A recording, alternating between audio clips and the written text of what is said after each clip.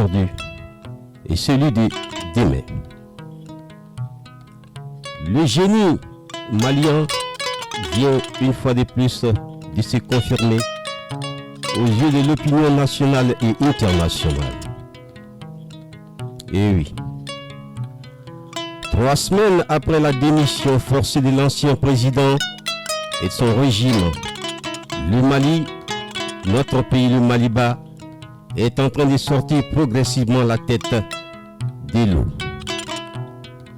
En fait, suite à plusieurs grands mouvements de protestation et de contestation du M5 RFP, le bruit de bottes a fait plier le président Ibeka sa démission, la démission de son gouvernement de l'Assemblée nationale.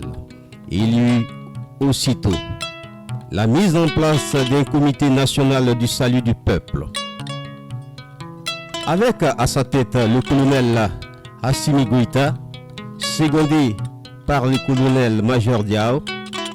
Si ce comité a vite été salué par les populations maliennes, elle s'est vue sanctionnée par la communauté internationale via la CEDEAO.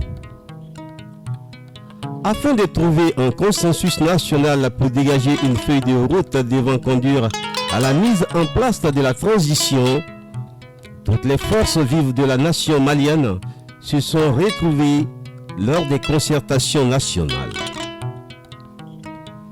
Mais, malgré les recommandations issues de ces concertations nationales, une partie de la population va se désolidariser. Aussi, de son côté, la CEDEAO va maintenir ses sanctions et persister sur le choix d'un président, un premier ministre civil pour mener la transition qui ne devait pas excéder 1 an. Devant cette équation, les Maliens vont se retrouver dans une union sacrée, au sortir de laquelle un président civil de consensus en la personne de son Excellence Ba Dao, avec pour adjoint le colonel Assimi Goïta. Ouah! Ouf! Le génie malien. Le Mali est enfin en train de retrouver un nouveau souffle lorsque le vendredi 25 septembre 2020, au Centre international des conférences de Bamako, nos 2 présidents vont prêter serment. Oui, on retiendra avec attractivité et émotion ces mots pleins de sens du tout nouveau président, son Excellence Badao. Et je cite: « Il me plaît solennellement de dire à haute et intelligible voix que je serai toujours disponible pour servir le Mali. Servir le Mali est un privilège et cela doit être un honneur pour chacune de nous, pour chacun de nous. Malgré le poids des ans, malgré le confort de la retraite, je ne pouvais me soustraire à l'appel du devoir. Je ne pouvais hésiter un instant à sortir de mon champ pour venir, moi aussi, comme beaucoup d'autres avant moi, à la rescousse de ce pays. Le Mali m'a tout donné.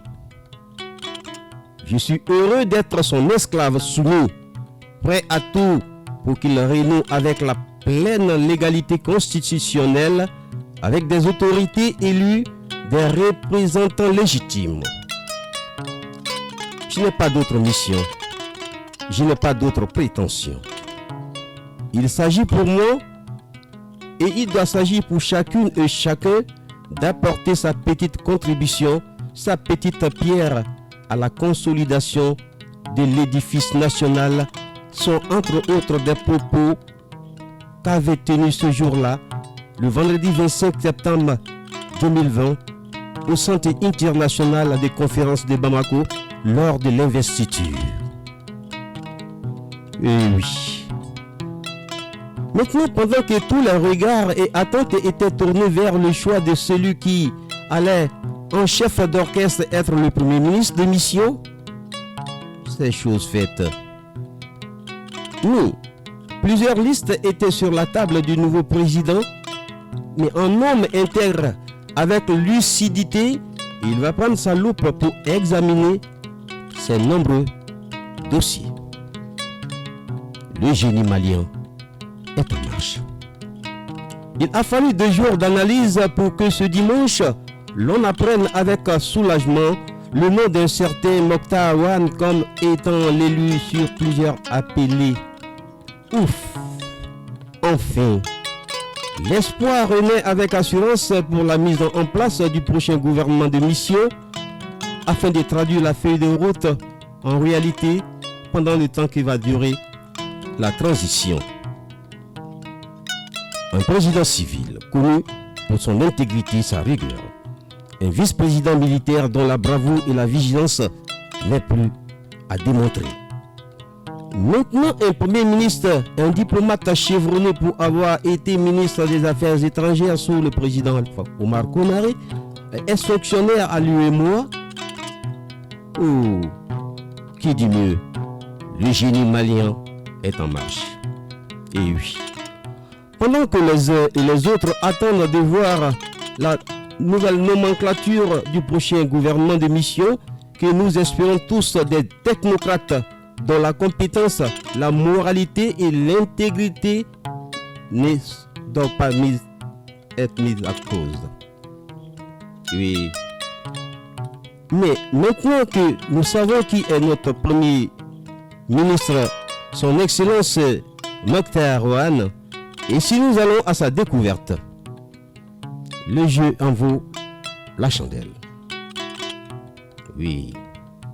Né le 11 octobre 1955 à Bidi, c'est dans le centre du Mali, le tout nouveau Premier ministre, son Excellence Mokhtar Awane, après l'obtention d'une licence et une maîtrise en relations internationales à l'Université de Dakar en 1982, il va poursuivre ses études de 92 à 93 à l'École nationale d'administration. Oui, sur les traces donc de son Excellence le Premier ministre Mokhtar Awane. Et comme parcours politique et carrière professionnelle, il fut successivement de 1995 à 2002 ambassadeur du Mali aux Nations Unies, ministre des Affaires étrangères et de la coopération internationale le 2 mai 2004 dans le gouvernement d'Ousmane Issoufou Maïga, reconduit ensuite à ce poste dans le gouvernement de Modibo Sidibé le 3 octobre 2007 et du 9 avril 2009 et nommé délégué général à la paix et à la sécurité de la Commission de l'Union économique et monétaire ouest-africaine UEMOA, citée en 2016. Oui. Et voilà que le destin de l'homme va le rattraper lorsqu'il est appelé par son pays comme Premier ministre de transition le 27 septembre 2020. Oui, le génie malien est en marche pour le Malikoura. Son Excellence Mokhtar Awane est marié et père de 3 enfants. Un très bon polyglotte, il parle couramment le peul, le bambara, le français et l'anglais. Le Mali, notre pays, le Maliba tourne la page vers un Malikoura. Yeah.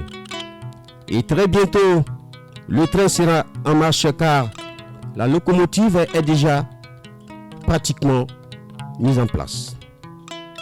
Du Premier ministre en Premier ministre, le Mali est en marche.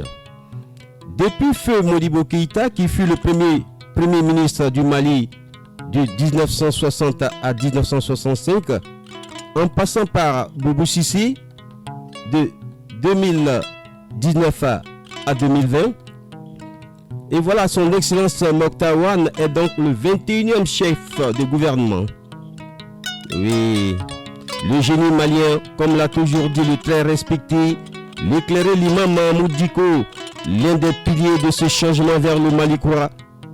Et je cite, il l'a toujours dit, le peuple malien est un peuple debout et non résigné. Alors, we can Et comme le disait l'ancien président américain Barack Obama, oui, nous pouvons, car à cœur vaillant, rien n'est impossible sous nos cieux. Le Mali de nos ancêtres, le Mali de nos parents, notre Mali, le Mali de nos enfants pour des générations.